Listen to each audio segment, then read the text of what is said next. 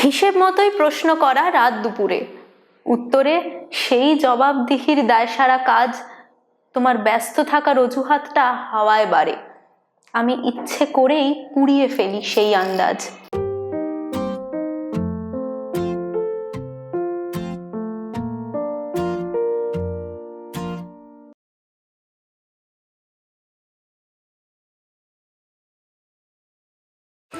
জানতে পেলাম সেদিন তুমি আসবে নাকি।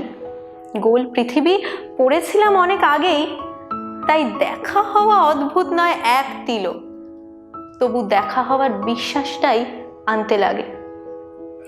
ফেলে এলাম কয়েকশো রাত বোধহয় হবে, মাঝে কত বিপ্লব হলো খবর রাখো।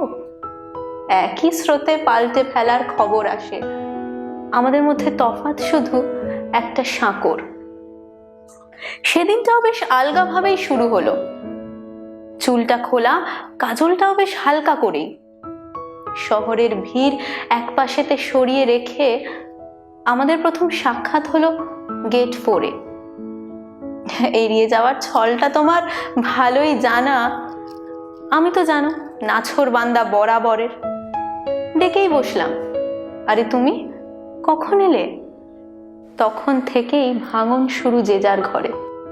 কেমন আছো চলছে কেমন প্রশ্ন হলো, কোথাও আবার থামতে হলো প্রশ্নের আগেই। আমরা জানি অপ্রাসঙ্গিক ঠিক কতটা হলে সুবিধা মতো পাশ কাটানো সহজ লাগে।